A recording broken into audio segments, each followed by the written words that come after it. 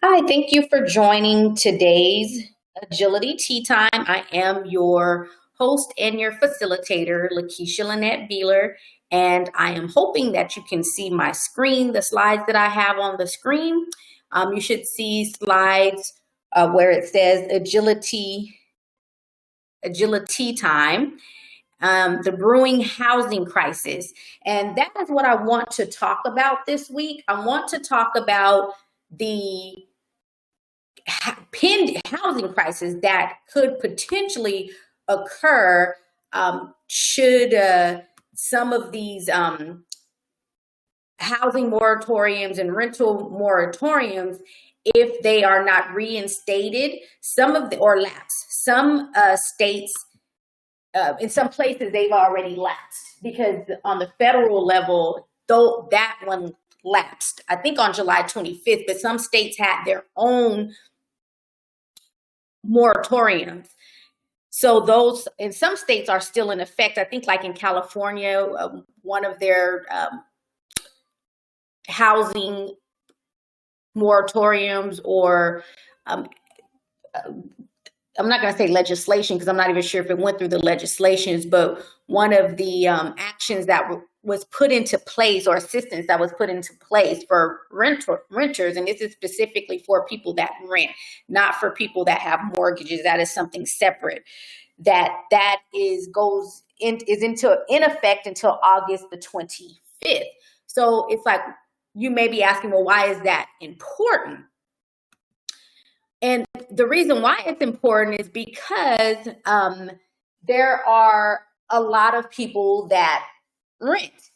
There's a lot of people that have lost their jobs or have been laid off due to the coronavirus or impacts of the coronavirus.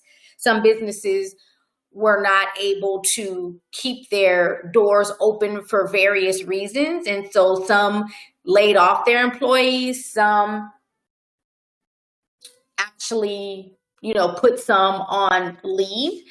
So what's happening is it's causing, although some individuals were able to receive financial assistance through the unemployment, the CARES Act, that expired at the end of the month. And so right now there are negotiations of whether it should be extended or not, but certain things impact others. So as some individuals were making from their job a certain amount of money, and let's say, for instance, in some of these states like California, and I can just attest to that because I lived in California before, and I know how much the rental prices are there. Rent in California and in places like New York is really, really high. So when individuals are being laid off and they're collecting unemployment is not enough to cover rent, let alone the other expenses that someone would have to cover. So these moratoriums, and just to explain a little bit about what a moratorium is, it's like a pause. It's a pause on being able to take any type of action that would previously been lawful. Like say, for instance, if someone gets behind, in every state, there's different time frame, there's different laws. So if in a state, person is able to, or landlord is able to evict a tenant if they're, let's say, for instance, 30 days past due. I'm just throwing that out there because, again, it differs by state. The process also differs by state as well.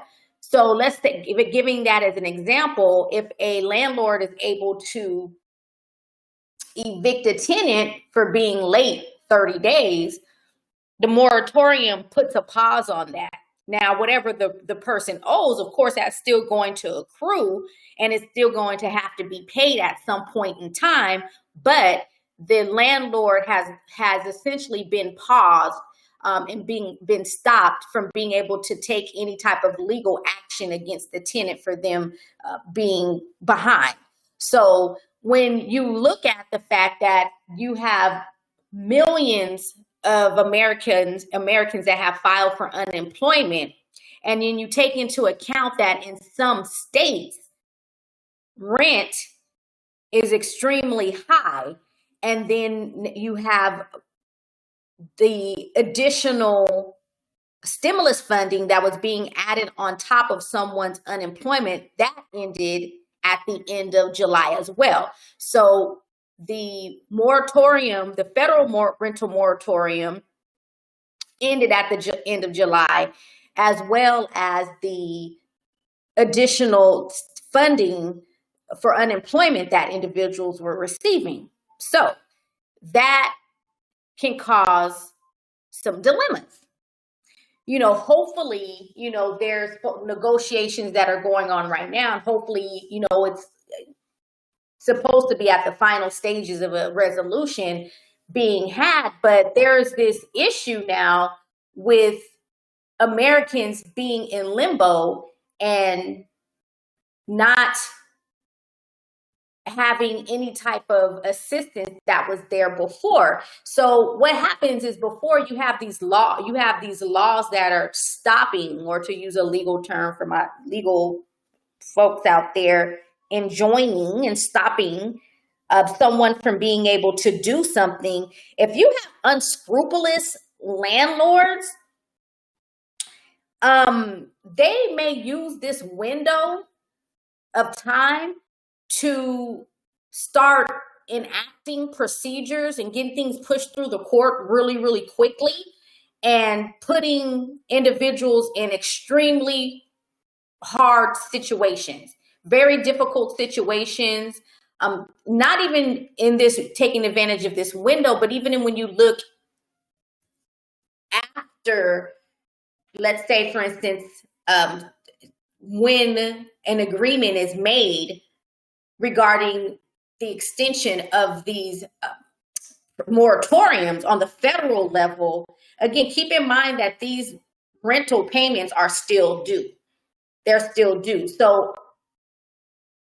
think back when all this started with the stimulus funds coming through. There was a check that was sent to individuals, $1,200 for individuals. I think the income, it capped at, I believe, $125,000, if I'm not mistaken. Don't quote me on it. Look into these things yourself, so that you can know, if you're in one of these situations, you'll know how to handle it.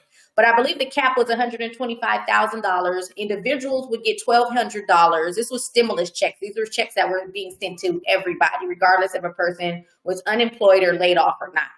So $1,200 for individuals, $2,400 for married couples. And then if you had children under the age, I believe, of 17, then there was a $500 additional funding that was sent, but that was also capped at a certain amount. So if you had so many children, I think it capped at a certain amount. If you had children that were in college, it kind of put them in this weird position as well because of the age limit. They wouldn't get the funding because some college students are claimed on their parents' income tax return because they can still be claimed as dependents up until a certain age if they are, if they're full-time students. So the parent, even though, let's keep in mind, all these colleges and universities are closed. So these students had been sent home. So they're home, eating more food, using more electricity, using more water, but there was no additional funding that was sent for them. So it put them, it was this area. So the point I'm making is that there are certain components that affect others that, if they're not addressed, or if a person does not plan properly, could put them in a really, really serious bind, even if I should say, not when, because it may not occur. Hopefully it does. But if these moratoriums on rentals and eviction moratoriums are not extended, because keep in mind, the money is still due. It's still due. So if you've gotten behind at some point and you're not able to catch up for whatever reason, let's say you were laid off, you have a rent payment that is so much a month. Your job was giving you were making so much a month, but even with the additional $600 a week and the unemployment, it still may not even, some people are not being compensated the amount that they were making on the job. Although the research that I've read is saying that majority of people are making more or earning more on unemployment with this additional funding than they were working, or a lot, I should say. As far as the number goes, I don't have that number. So some people, though, keep in mind, some people don't fall in that category. Some people fall in the category where that money does not compensate for how much they were earning on the job, even with that additional $2,400. And when you look at states, just two examples, New York and California, and look at the rental, the amount of rent that people are paying, it could cause some really, really serious issues. Because again, the money it's still the rental amount that's due is still accruing, even when there are moratoriums. So people are getting a reprieve, they're getting a break, so to speak. And it's really not a break, because that is, anyone should be stressed, and most likely is stressed if they are in one of those situations where the rent is due, but they don't have enough money to pay it. Although there was, and in some states there still is, something on the books that stops a landlord from evicting them, knowing that this money is still accruing, and knowing that the job market now is there, it's slim pickings for jobs because of the impact of coronavirus. That causes some not only financial strain, but some mental strain as well. Last week, the prior week, the last AgiliTEA time was about the mental health crisis. So when the understanding these type of issues, then it's more easy to understand why there is this mental health crisis in the United States because of issues like this. So now what is an eviction moratorium, and how can you, if you need that assistance, how could you take advantage of it? So you can go on NOLO, it's NOLO.com. This is a legal self-help website. They have books, they have different resources. You can connect with an attorney. You can read up on this yourself, research it yourself. But NOLO.com, and you just do a search. You can just do a Google search and put NOLO and Coronavirus Eviction Moratorium, and it'll take you straight to the page. So you can get more information about eviction moratoriums, the law in your state. But keep in mind that things are changing so quickly with this coronavirus, because it is impacting certain areas that maybe not have been an issue before. So things are rapidly changing. So you have to constantly check to see if what was true yesterday or the day before is still applicable when you are looking into it, just to stay up to date, because things are changing quickly. But just to mention some of what these eviction moratoriums what they are covering, and this is by state, so all states are different. This is not the federal one, which covers all states, because again, that one expired. But individual states have their own, some have their own moratoriums dealing with rentals, people that rent, and eviction. Now, if you have a home that you are purchasing and you have a mortgage, then that is different. It's not the same thing. Those programs, you would typically contact your mortgage provider and see what assistance that they have available. I know before there was discussion about, I believe it was like so many months of reprieve. I'm not sure exactly what that is, but you can contact your lender if you need that assistance and work with them. Don't just let it sit there and assume and think that something is being stopped because there's the coronavirus, and people should understand you want to reach out to your lender and let them know what's going on, even your landlord, and let them know what's going on and how what's going on a national level as far as the pandemic is impacting you and your finances. So just to do a brief overview of the different scenarios in different states. And again, this does not apply to all states. This is information that was pulled from nolo.com, and it just breaks down by state what's in place for rental in the eviction moratorium. So what it is, it places a hold on evictions. It also places a hold on certain utility shutoffs. So, if you get behind on certain utilities, then it places a hold on those shutoffs. Now, again, some of those have expired, some are still in place. So you have to know, what is applicable where you are. The best thing to do is, though, to contact your utility company and speak to them. Because even if the moratorium, as far as the federal level or even a state level, has expired, your utility company may have something in place that can be of assistance. In other states, like in California, Governor Newsom, he put an emergency order into place as far as rentals go, and that one put a cap on rent increases. There's also in some states, I believe it's Colorado and Delaware, they have rental assistance programs that you can take advantage of there. Those may or may not have expired, so you want to check it out and see if it's still applicable.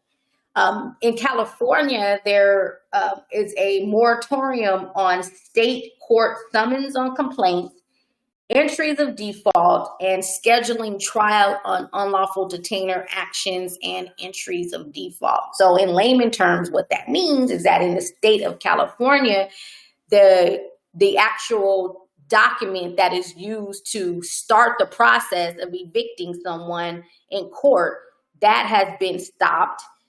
There cannot be a document saying entering a default, and I'm not going to go into explanation of that. You would have to talk to an attorney and get more understanding or do the research on it. But these are all legal actions here surrounding evictions. Unlawful detainer, that term is related to evictions and rental. Again, this is not foreclosure action. This is not when you are purchasing a home. This is specifically if you're renting. And this is pretty much a landlord and tenant law. This is not like mortgage, dealing with mortgage and foreclosures. That would be something different. And in some states also, it stopped landlords from being able to charge late fees, even if you are late on your work, because again, in some states, this has expired. It actually eliminated the ability to charge a late fee, if you were late on your rent. So this is just an example of what those eviction moratoriums included in some states.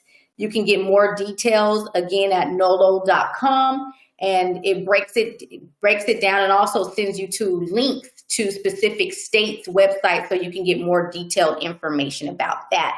But just know what you're dealing with.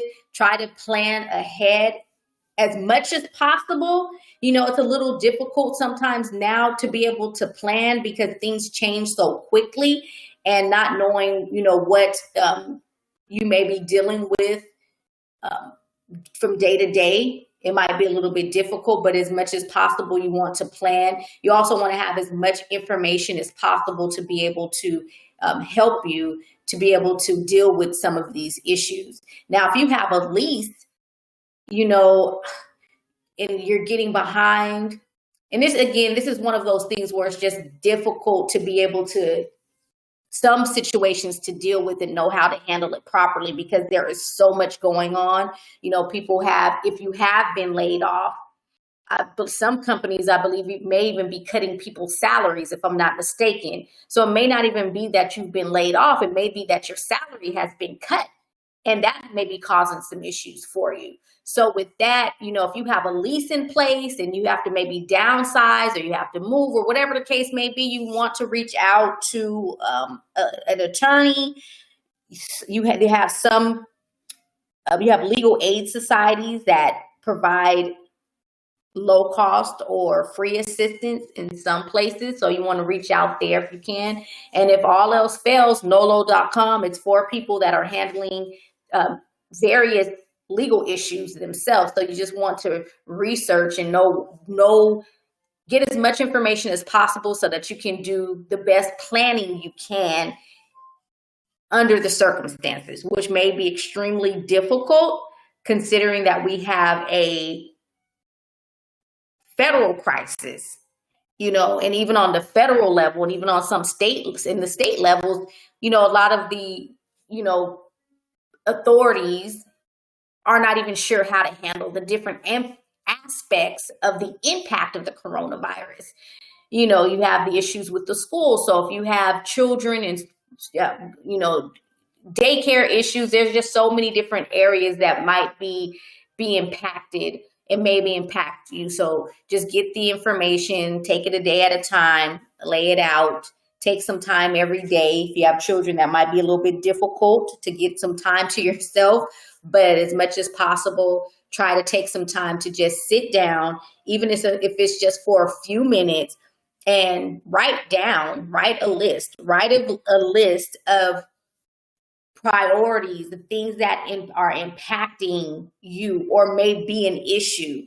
Write those things down and try to work through them little by little as much as you can, and then reach out for assistance if you need, because there is assistance out there. There are people that are tackling these issues and understanding the impact that the financial impact of the coronavirus is having on individuals.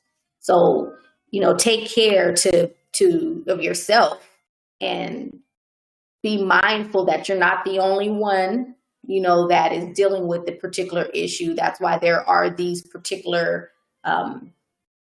acts and bills being put into place, because a lot of people are being impacted in some way or the other, whether it's childcare, whether it's the schooling, whether it's the fear school, whether it's mental health, finances, relational. There's a lot of just different areas where people are being impacted. So you just have to take it a day at a time, be mindful, plan as much as possible. As far as taking care of yourself, this week I want to talk now about the tea inspiration for this week, which is Burdock tea. This is actually the plant that it comes from. Burdock is actually a vegetable, and it's made into, you can get a tea. Now you can find it where I've been able to locate it is Buddha teas, Buddha, Buddha teas. You can find Burdock tea and purchase it there.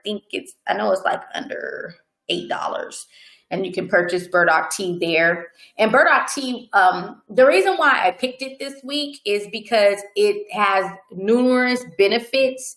Inflammation, it helps to reduce, it has a lot of antioxidants in it, and antioxidants are helpful with dealing with inflammation. Inflammation, you would be, I don't know if the word would be horrified or amazed at how inflammation affects the body. Inflammation, like let's say, for instance, osteoporosis. And this is there's been a lot of study with Burdock tea and with how it can be beneficial in some of these areas, like with inflammation and osteoporosis. That is due to inflammation. And Burdock tea can help with that because of the antioxidants that it contains. It also is good for cancer treatment as well. It's also one thing it's been used for, and there was a study where it was used on, I believe it was mice or rats, that it was used for, and actually was shown to be an aphrodisiac. So it's helpful there as well. So it's good, has a lot of antioxidants, anti-cancer, it's good for cancer. Also good, it's used for an aphrodisiac as well. So, look it up, look at the health benefits of it. Of course, this is not medical advice. I'm not a doctor, I'm not a medical professional, but teas have been used for centuries. They've been used for centuries. There's been a lot of research on teas. Teas come from herbs. They grow in nature, and they are extremely beneficial. The medical community has done, and scientific community has done a lot of research on different herbs, which that is what tea is, the basis of tea. Tea being, or tinctures, some people call it tinctures. Back in the day, just for example, for instance, during slavery, a lot of the practitioners then, some were slaves, and even after Black people became freed, you had some people that were known to understand the healing properties of plants, and they would create these tinctures or teas in order to alleviate symptoms, in order to heal, and also in order to be able to derive certain benefits from them. So this is hundreds and hundreds of years of research and application here, not something that someone just learned about yesterday. And so that's why you always have to be careful in anything that you decide you want to use. Do the research yourself. Tea's been used forever. It's been used for social purposes forever, ceremonial purposes forever. It's not anything new, so it's not anything that we should shy away from and like, oh, I don't know, how that's going to impact me, or, this is something new. It's not a new area. It's been scientifically proven how herbs, which is, again, the base of what teas are made from, have been used for. So, do your research right now. And the reason why I started providing more information about teas for the social purposes as well, because again, socially you can use, teas have been used socially for forever. And socially doesn't mean like a big group, because we're supposed to be social distancing right now. Coronavirus is it's just spread, I call it, say it's tentacles across this state and wrapped us in this web of where it seems like no one can, it's just everyone's bound up in this web one way or the other. They're sick, or it's affecting their finances, affecting their children at school, it's affecting their schooling, it's affecting the way that they do work, it's affecting relationships. So it's just this web that has been cast, and these tentacles that have reached across the United States. And myself, when something is new, like as far as the coronavirus, that's why it's called the coronavirus. It's a new virus. It's still being studied. New things are coming out about how it affects you. So, and even so, you can't run to your doctor all of the time. And even when the doctor may have the answer, some of these doctors are so overwhelmed right now that you may not even be able to see one or meet with one. And they're being some places, I don't even think they're seeing people. They're pretty much doing these screenings over the phone. Even if people have the coronavirus, they're still determining whether you need to go in or not. So that leaves you to what? Alleviate your symptoms yourself. They're not giving people medicine and saying, oh, someone calls in and say, oh, I have the coronavirus. And they're saying, oh, take this, take that, or prescribing certain things. Because again, keep in mind, they're still trying to work on a vaccine. There is no cure for it.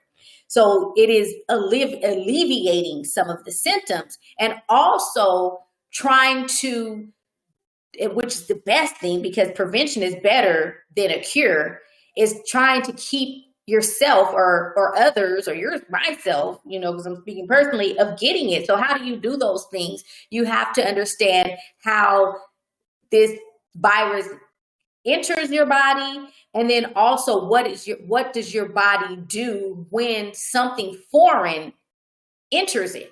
It tries to fight it off.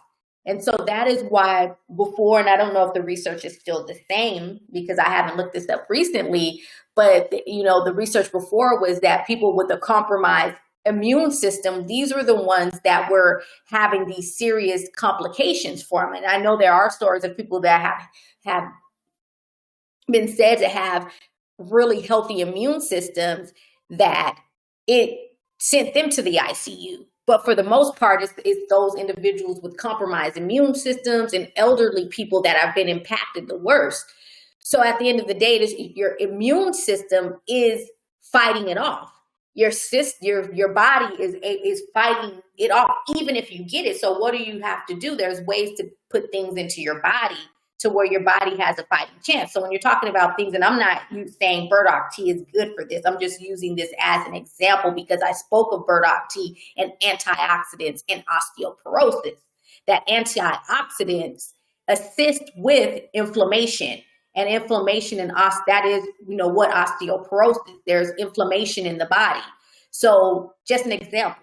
So just like Nolo is good for self-help, legal information, at this point, you have to take your health into your own hands.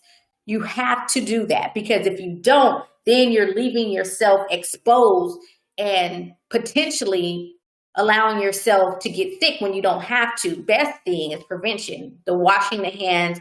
I know mask wearing at some point, and I don't know if it still is this huge debate and some people have a problem with it.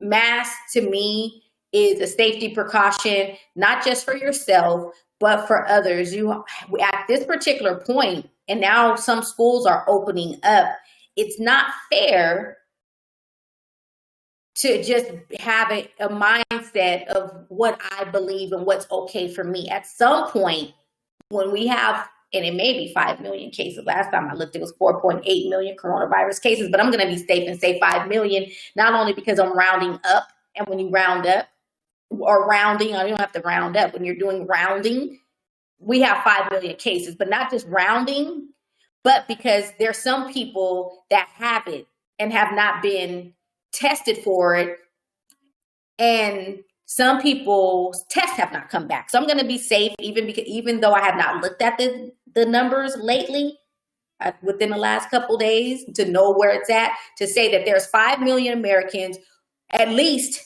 with the coronavirus.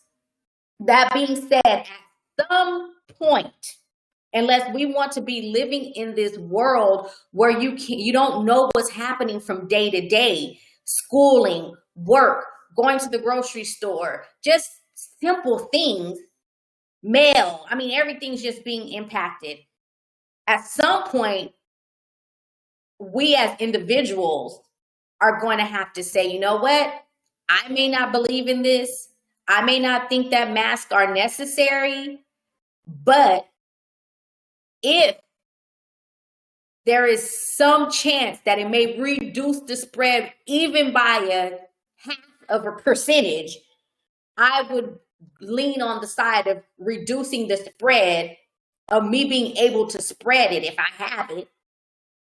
Because that's the thing you have to think about. We have to think about others at some point if we're going to get back to some semblance of normal at some point.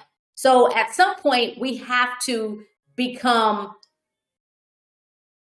about not just the health impacts of this, but we have to look at the financial impacts of this. Housing, jobs, people are being laid off, not because of something that they did or their company was doing horribly and something happened and they had to shut down, because we have a virus that has impacted them. Just think, you have to have PPEs, masks. Some places are very front-facing, meaning they have a lot of interaction with customers. And some people are not going to those businesses if they don't see that business has things in place to be able to protect them. Mask, hand sanitizers. Is it sanitary? Like, people want to know, what are you doing to make sure it's clean and sanitized? And so some companies are being impacted, not because they had a bad season or they had a bad product or nobody wanted their product. It's because this virus has caused them to be able to deal with something that they were not prepared for. It's not fair for individuals to not do something as simple as wearing a mask when your decision is causing harm to others in some way or the other. It may not be health-wise, but in some way. Some point, as Americans, I know we're Americans and we're used to having our rights and we have the right to this and this is infringing on my right and so forth and so on. But at some point, it becomes selfish not to try to get this thing under control and get our country back. Because at this point, this country is not in the hands of the president. It's not in the hands of the governor. It's in the hands of coronavirus. Coronavirus is impacting stocks. Coronavirus is determining whether your child gets to go to school or not. Coronavirus is dictating right now. Coronavirus is in control. And if we want to get our country back from coronavirus, then at some point, we're going to have to stop being selfish. And we have to not just look at what is our right to do or say. I have the right to say, as an American, certain things. I have that right because I have the freedom of speech. But is it okay morally and ethically to say certain things? Me, I think I do not. I don't. Because we have to think about others. Even if we're comfortable, even if because some businesses are skyrocketing right now. Some people have immune systems and they're asymptomatic. This thing is not even impacting them, even if they get it. So it's not a big deal to some people. They're actually doing better. And that may be hard to believe for some, but some people are doing better in this era of the coronavirus than they were before.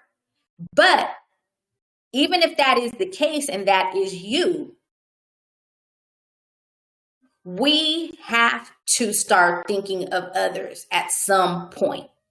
At some point. What if it's your mother, your sister, your grandmother that gets it and they can't make a comeback from it? What if it's your child that now they can't graduate on time because some people can't learn online? I've done both. I've taken classes online and I've taken classes, what people call traditional brick and mortar, go to the classroom. I've done both. Learning online is not easy. It is not easy and it's not for everyone. So some people may be getting behind and they may not even get behind because some professors and some schools may be lenient, but they may not be grasping the information that they need. What if that person they're passing, but they're not grasping the information? That is the person that you eventually have to go to for something.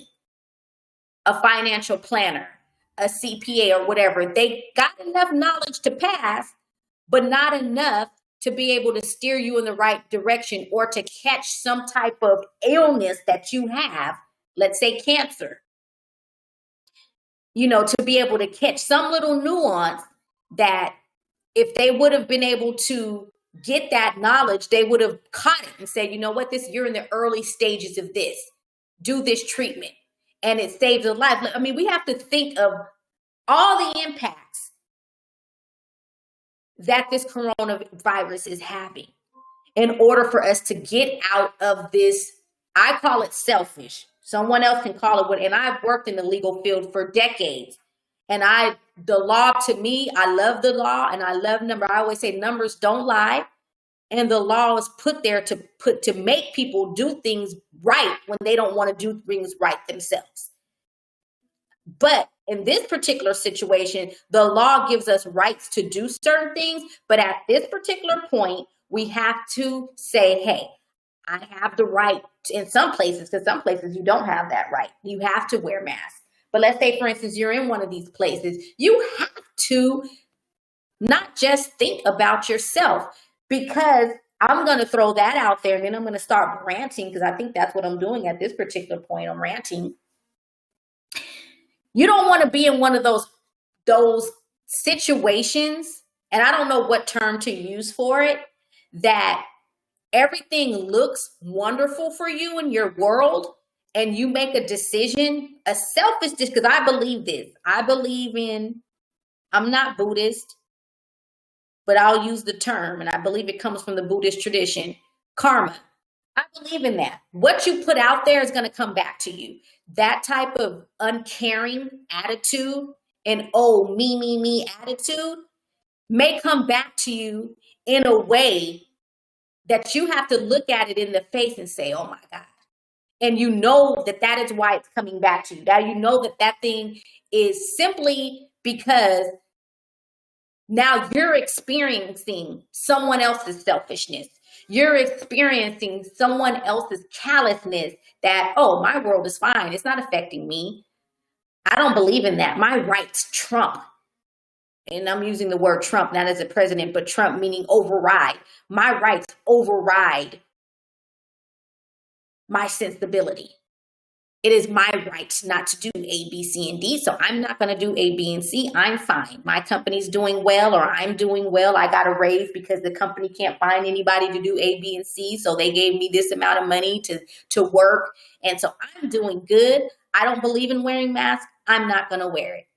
And if that thing comes around and slaps you in the face and you end up getting coronavirus, or someone you love end up getting coronavirus, there's plenty, well, not say plenty, I don't want to throw that out there, but I have seen stories where a person, one person, I believe he ended up dying. If I'm not mistaken, I know he was in the hospital, he got coronavirus, and I believe he died if I'm not mistaken, but he said he regretted. He went to a party or he went to somewhere, but he didn't think it was real. He didn't think it was that serious. And he didn't take it seriously, and he ended up getting coronavirus. And if I'm not mistaken, he passed away. So you don't want to put yourself in those type of situations. At the end of the day, it's better to err on the side of safety and err on the side of, it's better to be safe than sorry than to err on the side of being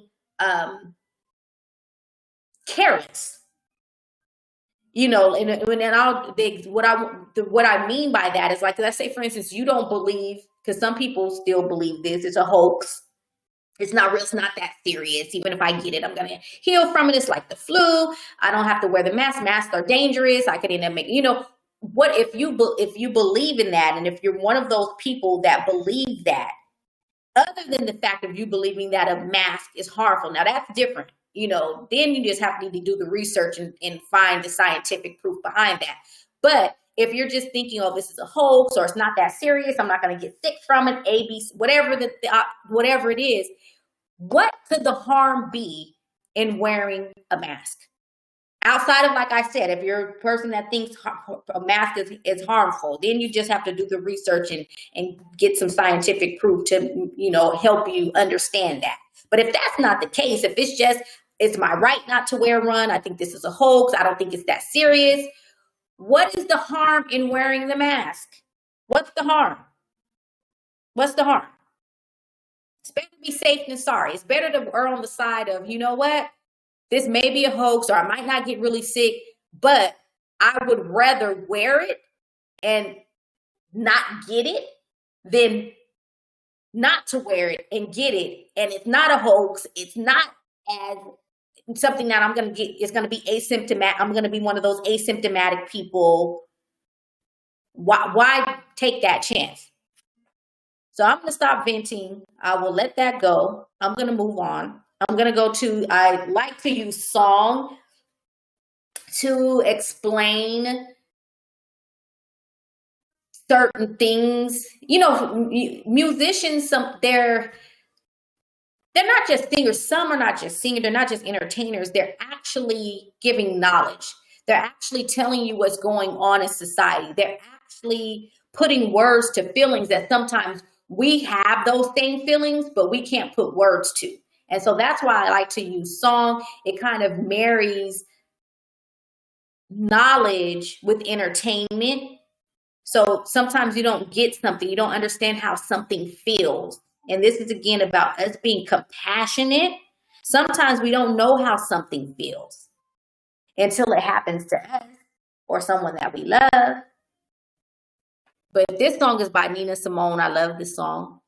I just found this song actually recently, and I was like, oh, I like this. But anyway, it's called I Ain't Got No. This song actually it's two songs, really. It starts off kind of pessimistic, and she's talking about I ain't got no, she's listing all of things she doesn't have or a person doesn't have.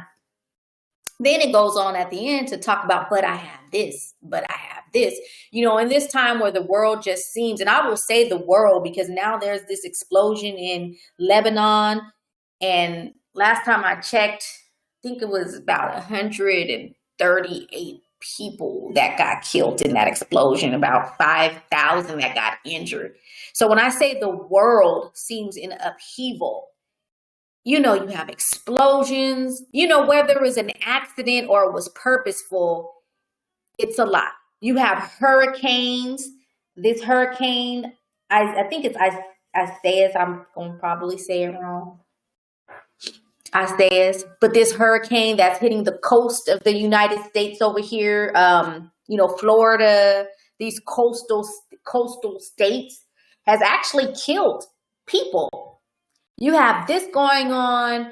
You have all this joblessness, all this sickness. So when I say the world is in upheaval, I mean that literally. So sometimes when you feel like, what else could go wrong? My Lord, like, my goodness, my God, like, what else? This is a lot. What I'm talking about again last week or the last AgiliTEA about the mental health crisis. There's a lot of stigma attached to mental illness, but mental illness does not have to mean that you're just this psychopath. Mental illness could be like right now, where people are facing so many stressors that it's causing some mental health issues. And sometimes when you're in that space,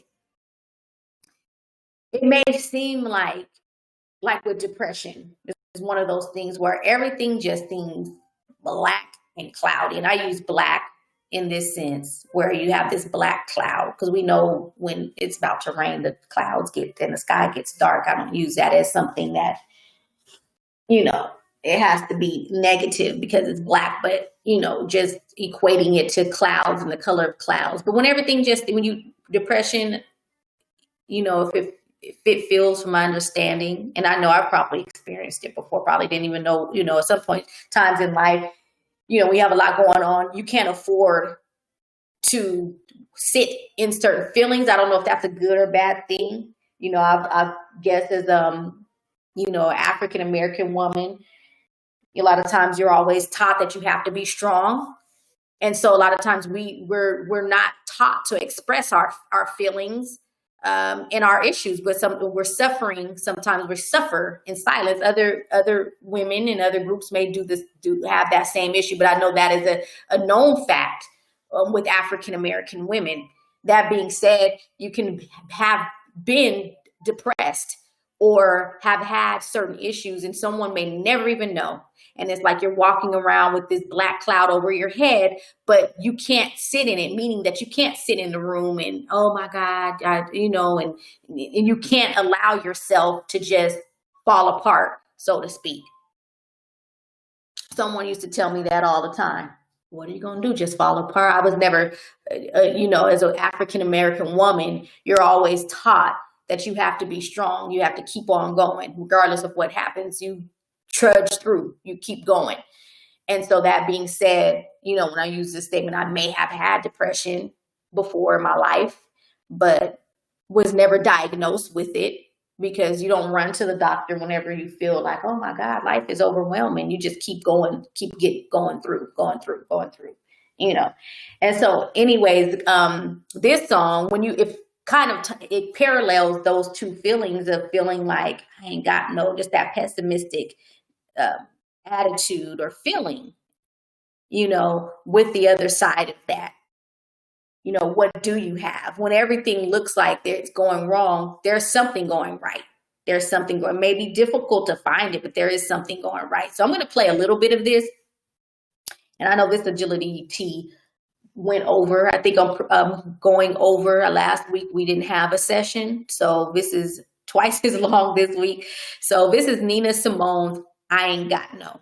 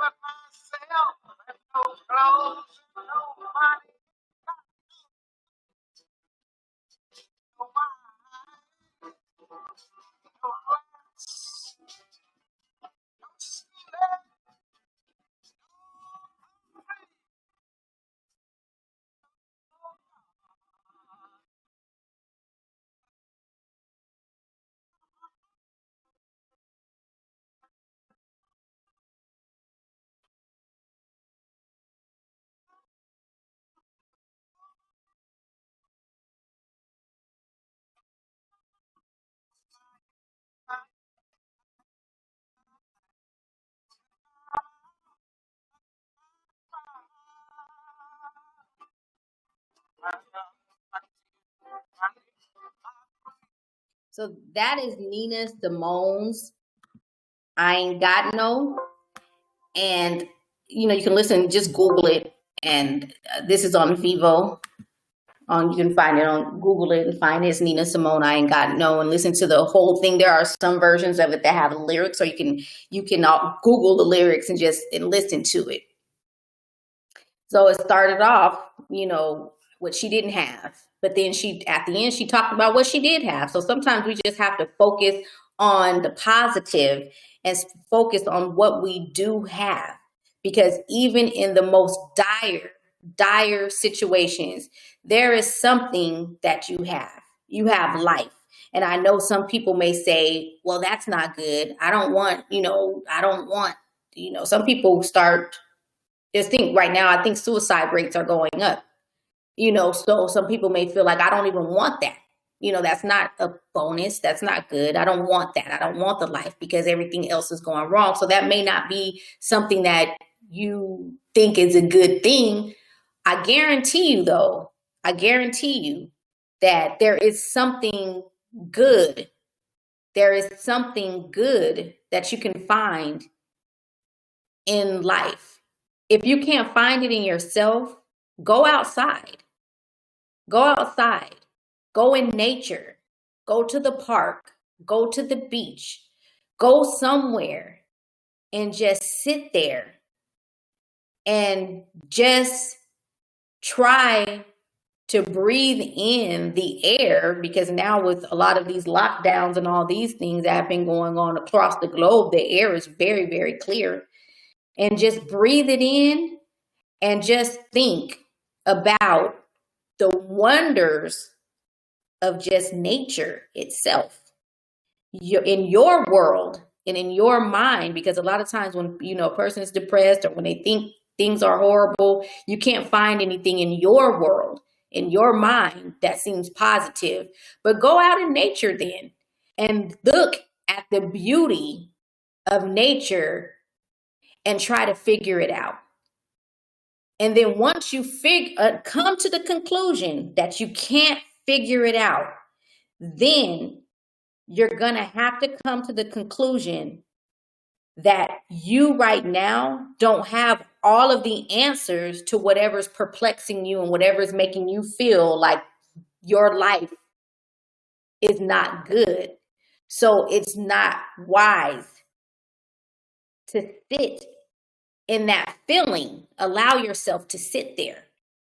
You have to at some point know there's something outside of you that is that's more than you, meaning there's something that you can't even explain. So then to be able to try to explain for yourself everything that is going on, you're going to have to come to the conclusion, if you can't pull yourself out, that there is something, someone, somewhere, something somewhere that you need to help you pull it out, because you don't have that yet. And so to recap what I mean by that, to sit in nature, and I say this with 100% confidence, that if you sit in nature, you won't be able to figure it out. I don't care who you are. I don't care what degree you have. I don't care how long you've worked in a field of botanical, whatever it is you do. I guarantee you can't figure nature out. You can't figure it out. All of nature. It's impossible. There are still species of animals. Just think of it in the depths of the ocean, because I don't even know if anybody's ever been down. And I believe I can say that not with 100% certainty, but some form of certainty, that no one has ever delved all the way down to the depths of the ocean. That being said, there are species of creatures that exist that we don't even know about. So I say with 100% guarantee that regardless of who you are and what your background is and what your learning is, you cannot figure nature out. That being said, if you're in one of these times in your life where you figure that this is how it is and it's going to be that way forever, you cannot say that with 100% certainty, because there's something in the world, in your world, because once you sit out in nature, wherever that may be, that has become part of your world at that point. You can't figure it out. So it's not wise to then think that your thought on whatever you're feeling at this moment has to be the truth of what it is now, what it's going to be forever. That you're missing some information. So I'll leave that there, because I think I've done enough ranting today. So thank you for joining. I appreciate your time. I hope you join me next week. You can sign up for the Agility Tea Times on my website. My professional website is LakeishaBeeler.com, which I separated that purposely from my company, which is Agility Legal Solutions, because as these go on, and I like to touch on topics that may be kind of controversial. And, sometimes you see these disclaimers on certain websites or certain broadcasts where they say this person's opinion may not necessarily be the opinion of the network. So I'll say Agility Legal Solutions and Lakeisha Beeler is separate. And so my views may be a little bit controversial, but, that does not impact my ability to do what I do professionally. I've been trained professionally. I have a lot of experience in what I do professionally, but I also have my own opinions about issues that go on in the world. And I like to be able to voice my opinions on those things. And also I have a tea, Agility Tea, which is my brand, my tea line, that I'll be launching soon. That is, you can find that on LakeishaBeeler.com. Right now, there's some tea bundles that are on there. Those teas are not created by me, but they are from some really good companies, where inside of those bundles, you can find teas for specific purposes, along with some other items that could be helpful for you. So, I would suggest, if you are dealing with some mental health issues, to check out the Positivity bundle. That bundle, as well as all the other bundles, come with affirmation cards. Those affirmations are good. Sometimes you have to talk yourself out of situations. Even if you get therapy, the therapist is not with you 24/7. You're with yourself 24/7. You have to put things into practice that allows you to change your mind, change the way you speak to yourself internally, and be able to get yourself from point A to point B. Affirmations are a great way to do that. So those tea bundles have affirmation cards in there, as well as books. Most of them include a Chicken Soup for the Soul book, and there's so many Chicken Soup for the Soul, so it's not the same one. It just depends on which bundle you get.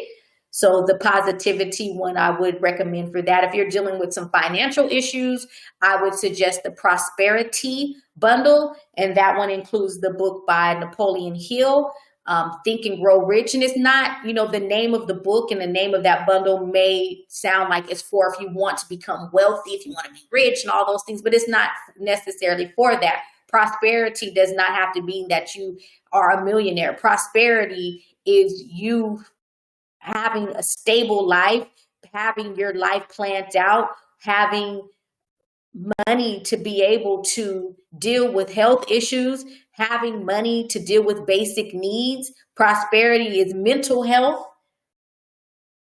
Prosperity is physical health. So I would recommend the Positivity bundle as well as the Prosperity bundle. And I have a few other bundles on there as well. So check those out. It's at LakeishaBeeler.com. Thank you for joining, and I hope to see you in next week's Agility Tea Time.